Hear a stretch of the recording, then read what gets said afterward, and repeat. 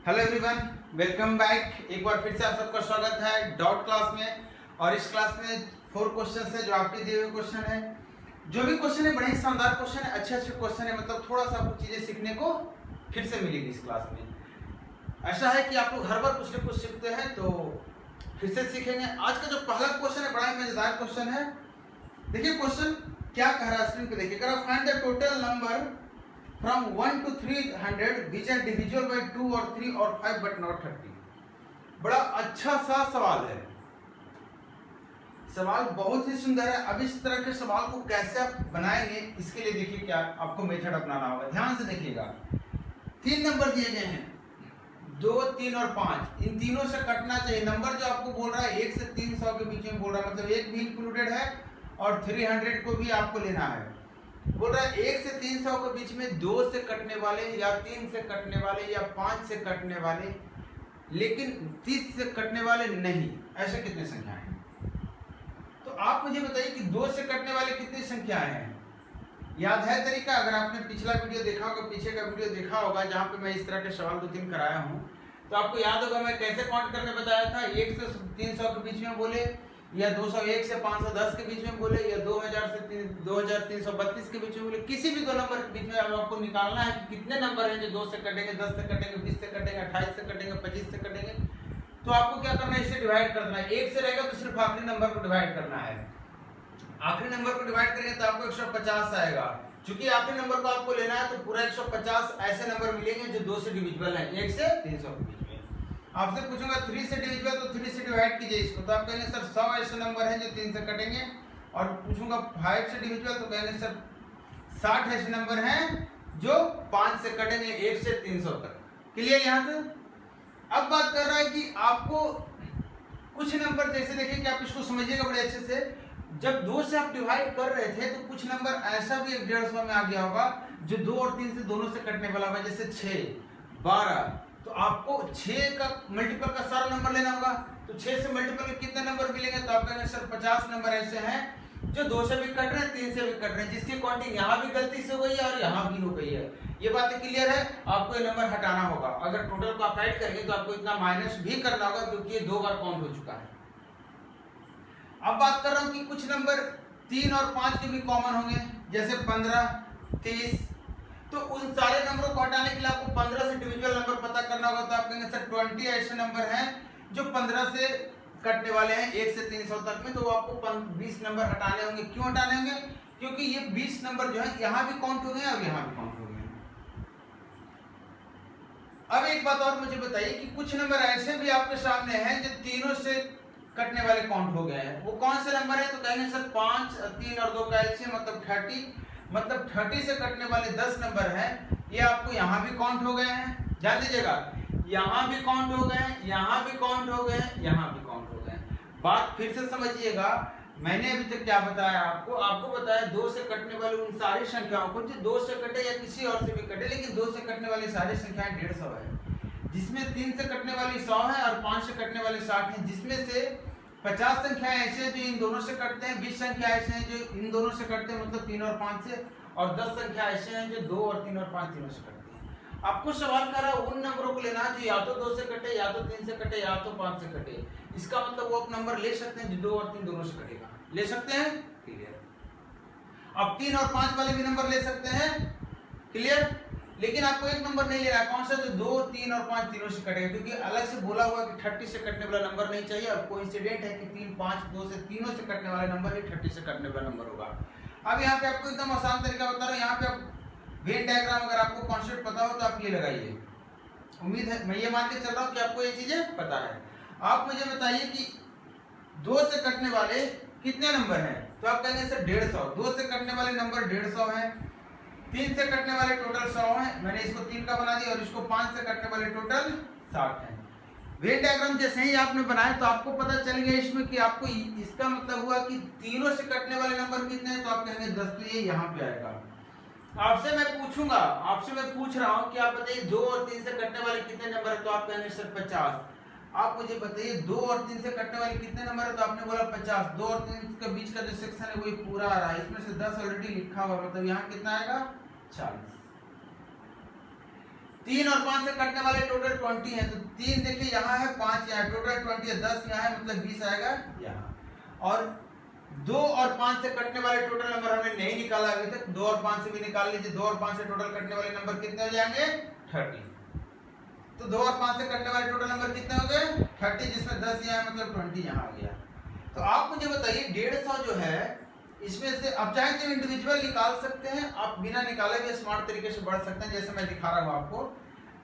किसी एक का नहीं निकालिए, बाकी सबका निकाल लीजिए, या तो तीनों का निकाल लीजिए। मैं चूंकि मुझे लग रहा है कि आपको ये पता है, तो मैं थोड़ा सा डिटेल में जा रहा हूँ ताकि ज़्यादा दिक्कत ना हो आपको, अगर नहीं पता हो तो भी। आप मुझे बताइए 20 ऐसे हैं जो 2 से कटने वाले हैं, 10 यहाँ है, 40 यहाँ है, टोटल 70 2 से कटने वाले हैं। मतलब टोटल 150 में से 70 ऐसे हैं जो कुछ 2 3 से कटने वाले हैं, कुछ 2 5 से कटने वाले हैं, कुछ 2 3 5 से कटने वाले हैं, लेकिन सिर्फ 80 हैं जो सिर्फ 2 से कट रहे हैं। यहाँ पे बात करूंगा तो आप कहेंगे सिर्फ 40 10 50 20 70, 100 में 70 है जो कंबाइंड सेक्शन मैंने कंबाइंड वाले हैं, 30 हैं सिर्फ जो 3 से कटने वाले हैं, और 60 में सिर्फ 10 ऐसे हैं जो आपके सिर्फ 5 से कटने वाले हैं। आपको बताना है या तो 2 से कटने वाले तो आपको ये लेंगे, या तो 2 से कटने वाले ये भी आएगा, ये भी आएगा, ये भी आएगा, देखिएगा ध्यान से, या 3 से कटने वाले ये भी आएगा, ये भी आएगा, या 5 से कटने वाले तो ये भी लेना पड़ेगा। मतलब ये सारे नंबर वही हैं जो या तो 2 से कट रहे हैं, या तो 3 से कट रहे हैं, या तो 5 से कट रहे हैं। लेकिन आपको एक और कंडीशन था, 30 से कटने वाले आपको नहीं लेना, तो यही नंबर है जो 30 से कटने वाला, आप इसको नहीं देंगे। तो आपको बस नंबर मिले कितना, आप ऐड कर लीजिए, 8 4 कितना हो गया 120 और 30 150 और 50 कितना हो गया टोटल 200। मतलब 200 ऐसे नंबर है या तो 2 से कटेंगे, या तो 3 से कटेंगे, या तो 5 से कटेंगे, या तो 15 से कटेंगे, या तो 6 से कटेंगे, या तो 10 से कटेंगे, लेकिन 30 से नहीं कटेंगे। क्लियर? आप इसको यहाँ से माइनस कर करके भी निकाल सकते हैं, लेकिन ये मेथड इजी है, इसलिए मैंने इसी को प्रोसीड किया है। चलिए नेक्स्ट क्वेश्चन जो आपके सामने है, आज के क्लास में एक क्वेश्चन और है, बड़ा सुंदर सा क्वेश्चन जिसमें आपको छोटा सा कॉन्सेप्ट सीखना पड़ेगा। अगर आप नहीं जानते हैं तो, और जानते हैं तो बड़ी अच्छी बात है, आप चुटकी में क्वेश्चन बना लेंगे। तो चलिए जो नेक्स्ट क्वेश्चन आपके पास सामने आ रहा है, ये क्वेश्चन क्या है देखिए आप एक बार। कह रहा है कि ABC जो है 3 टैंक है, मतलब 3 नल है, ABC देखिएगा बड़ा अच्छा समझिएगा इस सवाल को। कह रहा एक A है, एक B है, एक C है, 3 नल है। A 10 घंटे में किसी टंकी को भरता है, B 12 घंटे में भरता है और C 15 घंटे में भरता है। ऐसा सवाल कर रहा, मैं नहीं कर रहा हूँ, ठीक है।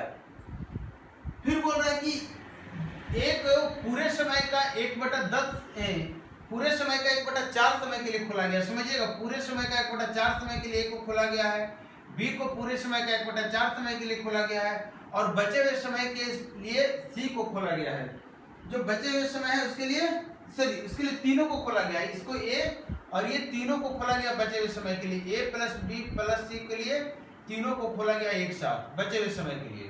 तो इस तरह से वो टंकी भरती है। अब ये समय बचा हुआ किसकी बात करें, जितने समय में टंकी भरी है उसके आधे समय के लिए A को खोला गया था, उसके आधे समय के लिए B को खोला गया था, और उसके 1/4 समय के लिए, और जो बचा हुआ समय था उसमें तीनों खुला हुआ था। इस तरह से टंकी भरी गई है। तो आपको बताना है कि वो टंकी भरने में पूरा समय कितना लगा। देखिए 2 तरीका है, छोटा छोटा तरीका है दोनों, आपको बताता हूँ, दोनों तरीका बताता हूँ। मुझे ये बताइए कि अगर मैं बोल रहा हूँ कि पूरा समय जो मान ले रहा हूँ मैं इसको, कि अगर 4x लगा है, 4x इसलिए लगा क्योंकि मुझे 4 से डिवाइड करना है, तो फ्रैक्शन ना आए इससे बचने के लिए मैं 4x टाइम ले लिया है कि पूरा समय 4x लगता है। तो आप मुझे बताइए A कितना देर खुलेगा, तो आप कहेंगे सर x टाइम खुलेगा। ये ध्यान दीजिएगा, A x टाइम खुल रहा है, B कितने समय के लिए खुल रहा है, तो आप कहेंगे ये भी एक समय के लिए खुल रहा है। आपसे पूछूंगा इसके बाद क्या हुआ, तो आप कहेंगे सर बचा हुआ समय, एक समय यहाँ एक समय यहाँ, 2x टाइम बचा है जिसमें A B C 0 खुला है, मतलब C 2x के लिए सिर्फ खुला है और A भी यहाँ खुला हुआ था, तो 2x इसका और हो जाएगा 3x और इसका भी 3x हो जाएगा। ये बात समझ में आई, पूरे समय में जितने समय के लिए A खुला है, इतने के लिए B और इतने के लिए C। आपको पता है ये पूरे टंकी को 10 घंटे में भर सकता है, ये 12 घंटे में भर सकता है, 15 घंटे में भर सकता है। तो आप मुझे बताइए इतना पार्ट ये भरा, इतना पार्ट ये भरा, इतना पार्ट ये भरा, आप x नहीं निकालेंगे सोल्व करके, तो कैसे निकालेंगे, आप 60 से गुना कर लीजिए पूरे को, तो 60 से गुना करेंगे तो इधर 60 आ जाएगा, देखते जाइएगा। यहाँ 6 आएगा, 6 दिया 18, यहाँ 5 आएगा, 5 दिया 15 33, और यहाँ 4 आएगा, 4 दूना 8 43।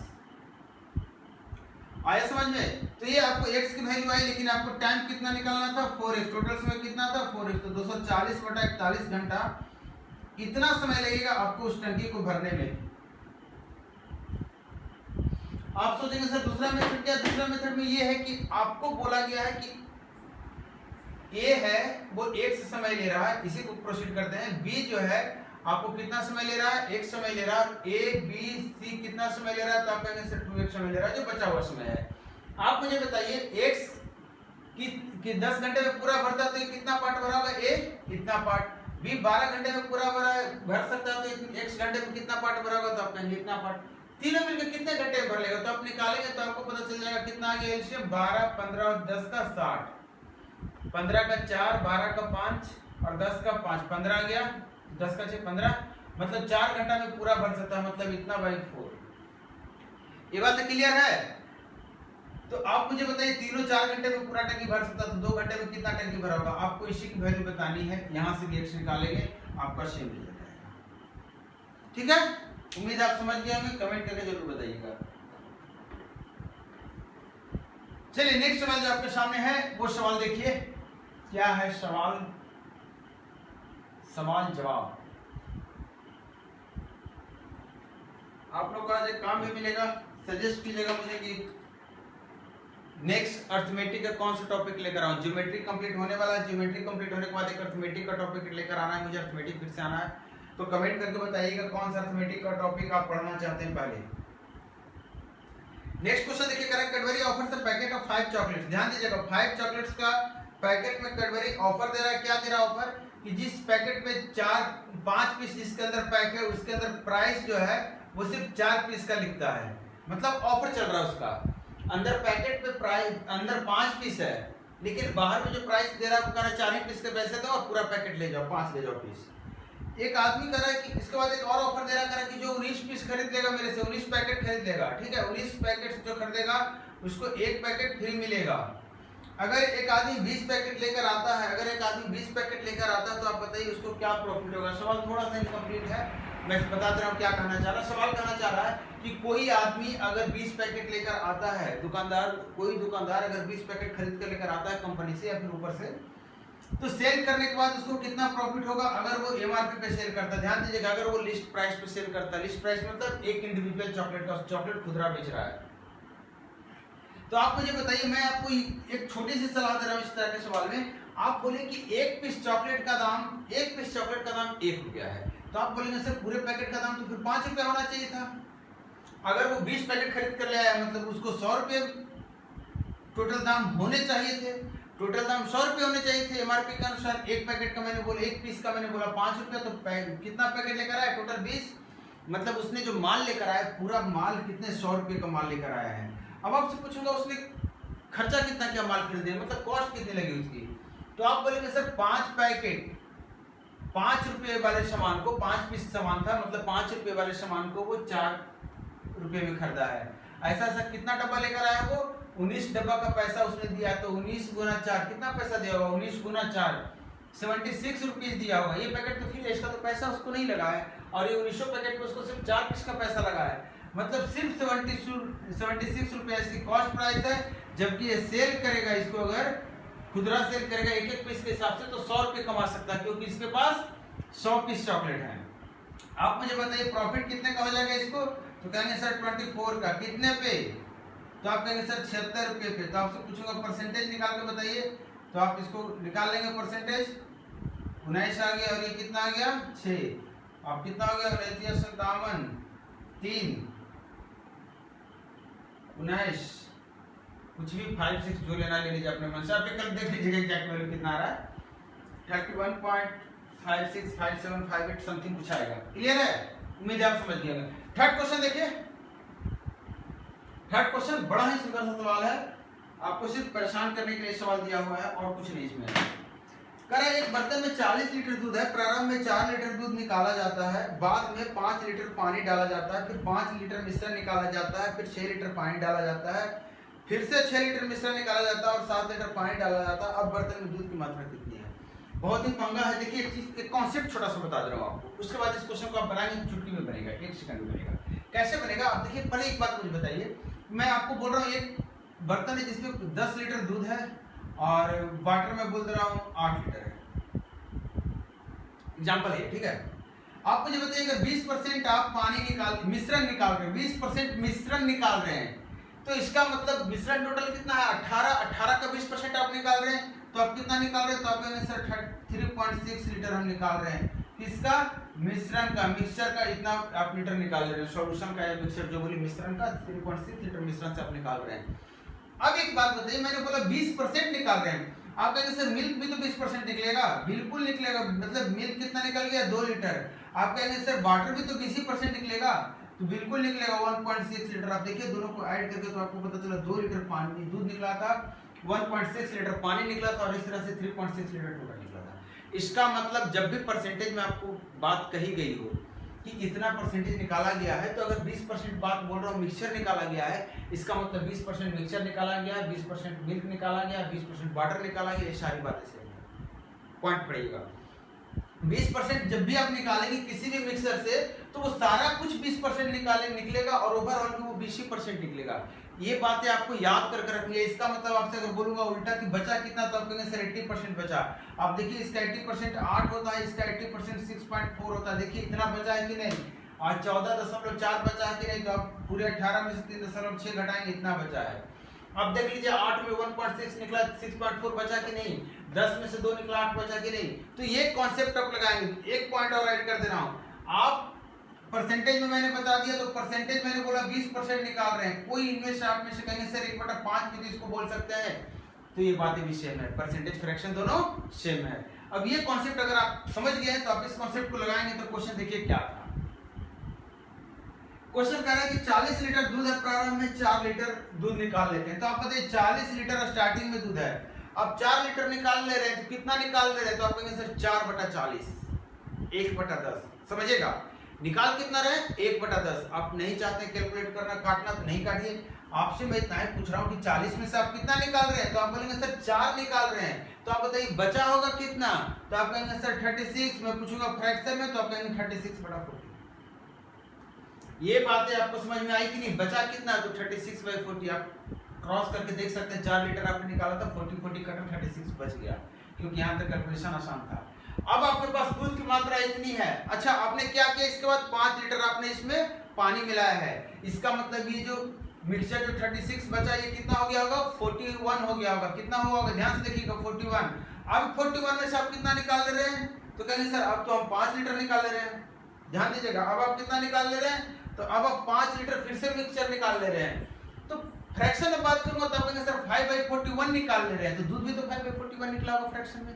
क्लियर है कि नहीं है, तो 5/41 निकला होगा, तो बचा होगा कितना, तो कहेंगे सर 36/41। ये बात क्लियर है। इसका मतलब इतना दूध अभी आपके पास बचा हुआ है। अच्छा, इसके बाद फिर से आप कुछ डाल रहे हैं, कितना डाल रहे हैं, तो आपको पता है कि 6 लीटर पानी डाल दे रहे हैं। मतलब आपने 5 क्या किया था, आपने शुरुआत में 4 लीटर निकाला था, फिर 5 लीटर पानी डाला था, 5 लीटर फिर निकाला और 6 लीटर पानी आपने इस पर डाल दिया। तो 6 लीटर अगर आप पानी डाल दे रहे हैं, ध्यान दीजिएगा 6 लीटर पानी डाल दे रहे हैं, तो कितना हो गया होगा, तो आप कहेंगे सर 36 तो अभी बचा, क्योंकि मैं टोटल ही ले रहा हूँ, काट के नहीं ले रहा हूँ, इसलिए क्योंकि ताकि मुझे पता चले बचा इतना ही है निकालने के बाद। तो 36 बचा है, तो आप कहेंगे सर 6 लीटर इस पर डाल रहे हैं, तो कितना हो गया होगा टोटल, तो कहेंगे सर 42 लीटर। और 42 लीटर जब हो गया, तो आखिर में आप निकाल कितना रहे हैं, तो आप कहेंगे सर 6 लीटर और निकाल रहे हैं। तो 6 लीटर अगर इसमें से निकालेंगे तो बचेगा कितना, तो आप कहेंगे सर 36 लीटर। देखिएगा बस इतना ही सर, 36 लीटर बचा है, दूध बच गया। इसके बाद और निकालना है क्या, नहीं निकालना तो हम स्टॉप कर जाएंगे। इससे कोई फर्क नहीं पड़ता बाद में 7 लीटर पानी डाला है कि 14 लीटर पानी डाला है कि 10 लीटर की नहीं डाला है। हमें दूध की मात्रा निकालनी थी, इसलिए हमने दूध को लेकर चला। हमें पानी की मात्रा निकालनी थी या कुछ और रहता है सवाल में तो कुछ और सोचते, लेकिन हमें दूध की मात्रा निकालनी थी, तो हम सिर्फ दूध पे कॉन्सेंट्रेट हमने किया। अब मुझे बताइए इसका कैलकुलेशन आप नहीं कर लेंगे, 7 से काट दीजिए, 6 से काट दीजिए, 6 7 42 और 6 6 36। अब देखिए गुना करेंगे तो यहाँ से इसको गुना करके 1296 आएगा। 7 से काट के देखिए तो कहेंगे 7 5 7 8 56 7 5 35, लगभग काट रहा हूँ। इसको 5 करेंगे तो कट जाएगा। अब 4 से काटिए तो 4 बार में तो कितना हो जाएगा, 164 हो जाएगा। देखिएगा 164 लगभग 21 बचेगा, 21 बचेगा, इसका आधा बचेगा, मतलब 0.5 लगभग बता रहा हूँ आपको। गुना कर लीजिए कितना आ गया, 27। लगभग देख लीजिएगा, मतलब 40 लीटर आपका मिल्क था कब, स्टार्टिंग में सारे काम करने के बाद, सारा कहानी करने के बाद 27 लीटर लगभग है ये आपको बचा है। आप इसको कैलकुलेट कर लीजिएगा, देखिएगा क्या ऑप्शन के अनुसार है। ऑप्शन में 27 है और उसके क्लोज एकदम नहीं है, तो 27 लीटर ही आपका करेक्ट आंसर है। तो ये हमारा लास्ट क्वेश्चन था। उम्मीद है कि आप समझते हैं बात, और समझते हैं तो कमेंट करके जरूर बताइए एक्सप्लेनेशन समझ में आ रही है, नहीं आ रही है, पढ़ने में मजा नहीं आ रहा है या फिर आ रहा है। वीडियो को शेयर जरूर कीजिए और लोगों तक पहुंचाइए। और नेक्स्ट टॉपिक याद रहे, क्या सवाल आपके लिए, नेक्स्ट टॉपिक मुझे बताना है, आपको याद रहे इस बात का। नेक्स्ट टॉपिक आप क्या पढ़ना चाहते हैं, अर्थमेटिक का टॉपिक आपको बताना है। नेक्स्ट टॉपिक कौन सा आप पढ़ना चाहते हैं अर्थमेटिक का, क्योंकि जो टॉपिक मैं लेकर आऊंगा वो टॉपिक में आपका रेलवे का हो, जो भी कंटिन्यू एग्जाम आ रहे हैं, जैसे एनटीपीसी का आ रहा है, इसी तरह एसएससी का जो भी एग्जाम होता है, इसके बाद बैंकिंग का जो भी एग्जाम है, सारे को कवर करता हुआ मैं चलूंगा, सारे को कवर करता हुआ चलूंगा, याद रहे। तो आपको नंबर ऑफ क्वेश्चंस बहुत मिलने वाले हैं, कोई भी टॉपिक होगा आपको एक अच्छे लेवल से करूंगा, आपके पास समय है। वीडियो को देखिए, कमेंट करके में बताइए कौन सा टॉपिक आप पढ़ना चाहते हैं, क्योंकि लगभग एक वीक बाद आपका टॉपिक का स्टार्ट होगा, तो आप उस चीज के लिए तैयार हो जाएंगे कि कौन से टॉपिक को आपको पढ़ना है। तो चलिए आप वीडियो को देखिए, शेयर कीजिए, चैनल को सब्सक्राइब नहीं किया तो सब्सक्राइब कीजिए। मैं मिलता हूँ नेक्स्ट क्लास में, थैंक यू।